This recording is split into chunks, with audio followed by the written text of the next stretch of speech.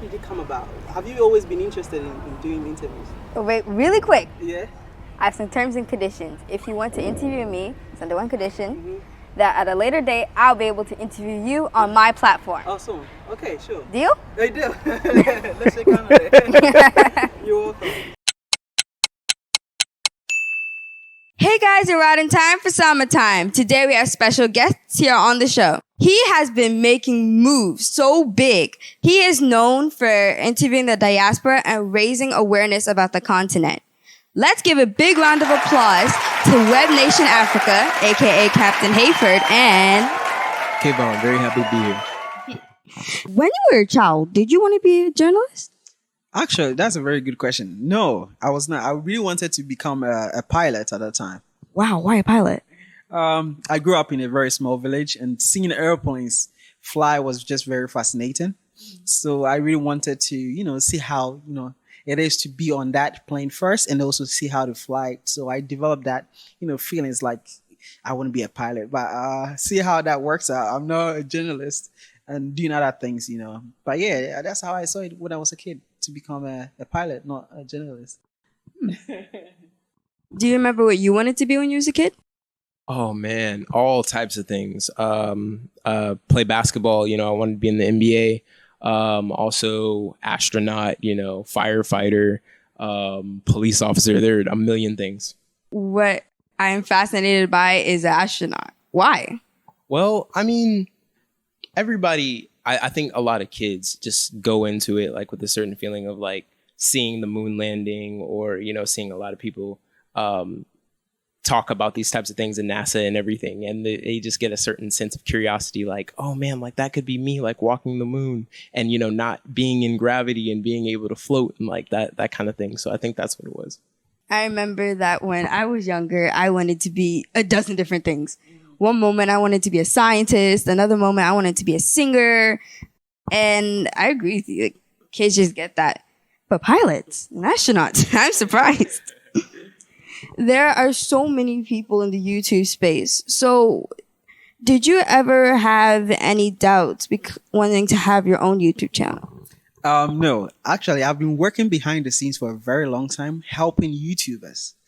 Now, I've never said it publicly, but I've been helping a lot of YouTubers understanding algorithm. That's one of my experts. So I've worked with people like Wadamaya, back in the days to help you understand how you can, take most, out of the algorithm, make more money and stuff like that. So I evolved from that side and be like, what if I start putting my face out there, create my own YouTube channel? I had a YouTube channel differently. I was doing a lot of science stuff, conspiracy, you'd be surprised. And I moved on from that to, doing what I'm doing right now, helping change the narrative. So I was not so worried, but I mean, obviously I love, challenging myself, doing something that I never done before. So there's a little bit of nerves here and there, but I wasn't scared or anything like that. What inspired you to name your YouTube channel Web Nation? So Web Nation, man, I had a YouTube channel called Hey Vlogs at that time. And then I wanted to move on from that because I want something more global, something people can relate to and not specific like about me exactly. Something that can move on without me.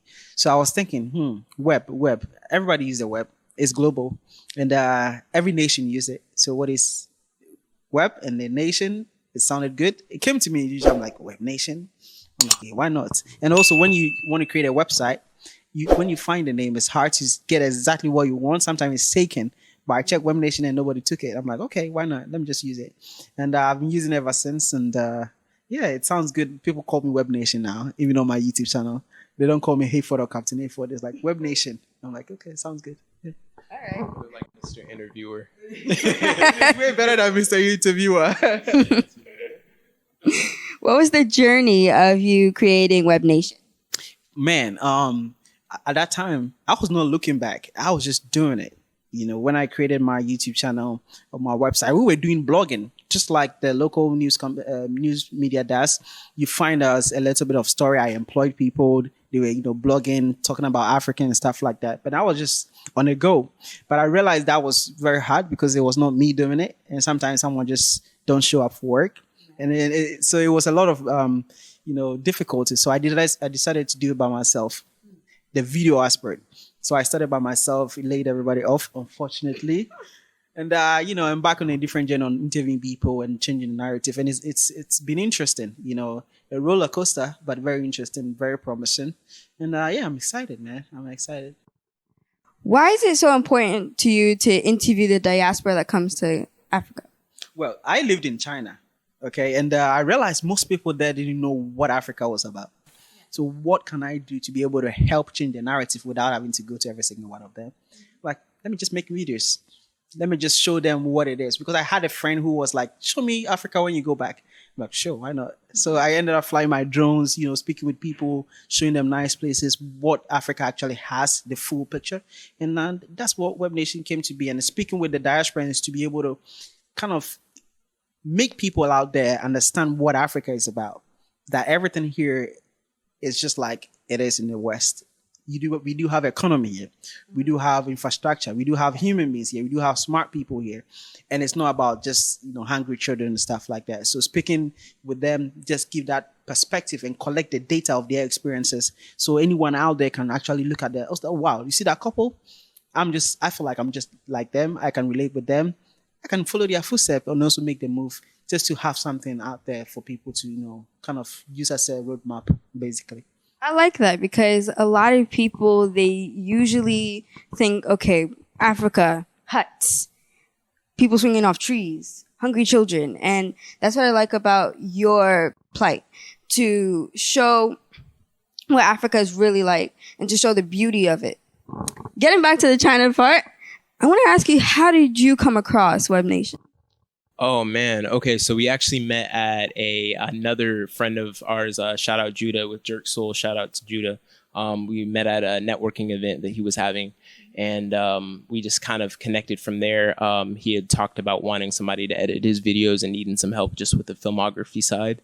And over time, it was just, it looked like the best option for both of us. We had a mutual thing where we felt like we were working really well together.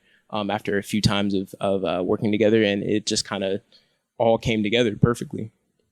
So I'm hearing your accent. I know you're not from here. Where are you from? Yeah, I'm from Colorado Springs, Colorado. Wow. I'm from New York. It's nice to see another US person here, guys. Okay, coming back to you living in China. How was it like living in China, and what were some of the differences and challenges? Well, China is just a very interesting country. Very advanced, developed, smart people, business-minded. I learned a lot, man. My work ethic changed when I went to China. I saw how people work every day. They are very time conscious. When it says 6 a.m., they are there at 6 a.m.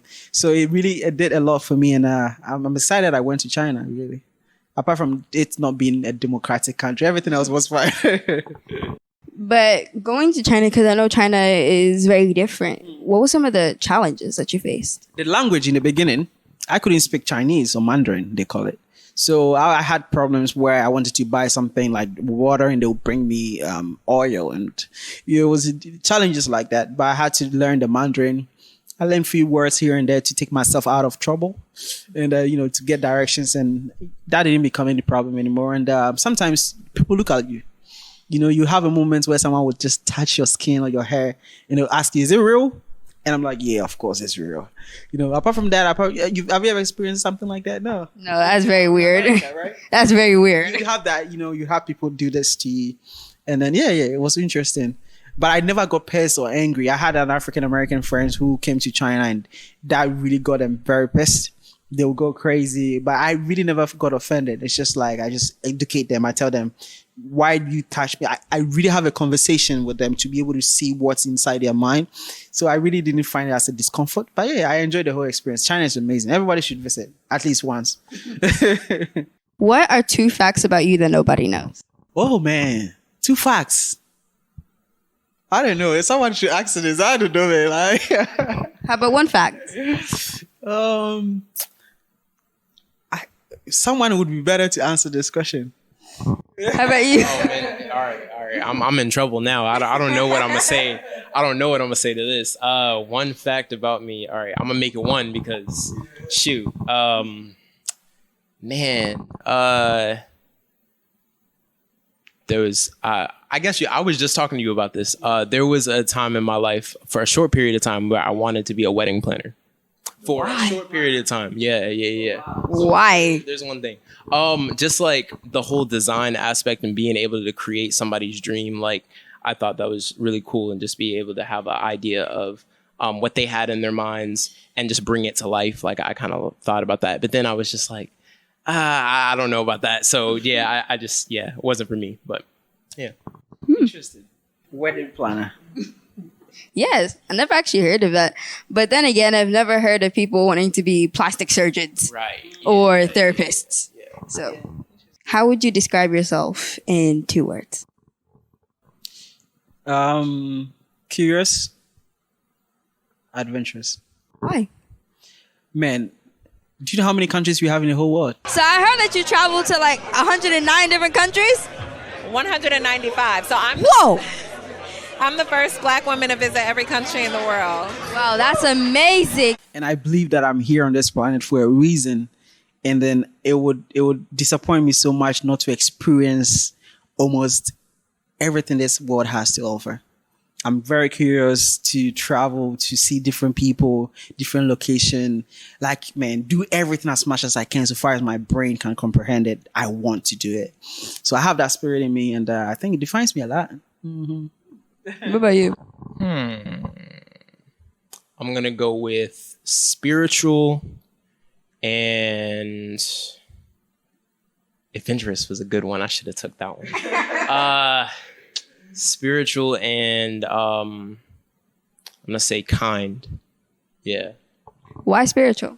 I feel like I'm very connected to my spiritual self, because we're in a spectrum where we're in our physical bodies right now, but there's a higher level of that, and I just think that it has to be in tune with each other so we can reach the highest level of success, whatever that means for you, because everybody has different definitions of success. But I just think it's the best way, and the best way to have mental, physical health is to be in touch with your spiritual health. So, yeah. I know somebody that said that they would love to be adventurous, and they actually are.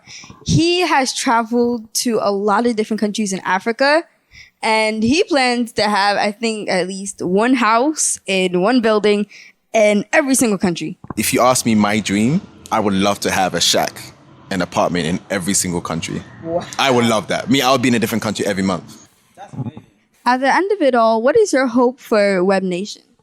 What I'm trying to do is to make available a lot of data. If you want to go to the US, you do have a lot of data to guide you on exactly what to see, or what you would see when you get there. But when you come to Africa, we don't have that data. When you even want to find out about Accra, there's nothing out there. So all I want to do is to provide that data for people to be able to understand what they are walking into. And whatever that happens next from there is God, man. Whatever God has for me is what it's going to be. So if they want me to go to space, I'm going to go to space, basically. So yeah, that's what I'm focused on right now. Just collecting the data and interviewing people. That's great. I love that a lot. On my channel, I'm all about positivity and positive thinking. So what is one of your favorite advices to give to my viewers? Positive thinking, man. For your demographics, I really want to. You are amazing, man. I've seen you do what you do, and it's beautiful. And you coming from very strong family, making them telling you even what you want to do is real, and you living it right now. It's just powerful. I know people out there might not necessarily have that fortunate family, but I want to say one thing: that if you do have a dream and you can see it in your mind, you believe in your heart, that's all you need. Play it simultaneously in your mind. Find someone who has similar mindset like you, who believe in the same dream, and just be that person becomes your brother from that point. That's all you have, and it's inevitable. Sooner or later, you'd live your dreams.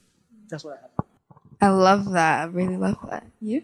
Yeah. So everything he said, but also just the power of a positive attitude, no matter what is going on in front of you. how you react to it is really where everything starts. It doesn't start with whatever happened to you. It always starts with how you react to whatever situation. So that's I love that. And shout out to my parents and my grandmother. I want to say thank you so much for encouraging me. And I am blessed to have parents like that. Yes. I remember when I was a child, I told my parents that I wanted to do some few things, and they were like, be realistic. So I really, it's a blessing to even have a parents who like really see what you see, or even allow you to do what you want to do. It's amazing. I really pray people out there, parents, would allow their kids to do what they want to do, because we are all born to be different. We have greatness within each and every single one of us. You are a star. He's a star. You know what I'm saying? Every single one of us are stars, and then our parents have to see that to be able to allow us to unleash the power that has been, given to us by God to perform a specific task on this planet. And that's why I wish most parents can see that for their kids. Yeah. Can you say one word in Tree and translate it in English? Middle. Means I love you. I love all the viewers watching. I like, the fact that they're watching you, supporting you. I love you all. Subscribe to her YouTube channel. Like, share. Yeah. Thank you. And for you, do you know any words in Tree? Ka, but I'm not very good. Let me say, man. Yeah. Ka is like small. Like we don't know. I don't know very much Tree, but I pick it up here and there. Yeah, I guess that's my word. Shoot, I don't really. Medase. Medase is thank you. Thank you to everyone who's watching. Thank you to all the viewers and the listeners. And like, share, subscribe, comment, all that. Thank you. Medasi. Medasi to you too. I want to say thank you so much for lending me your time. I really appreciated it. And, before I let you go, thank you for interviewing me. I know this is going in the history books, and I appreciate you inviting me on the show. And for your fans or your supporters, come subscribe to my YouTube channel. Okay, where can they follow you? Web Nation Africa, everywhere on YouTube. For my personal page is Captain_Hayford. The Captain is CAPT_HAYFORD.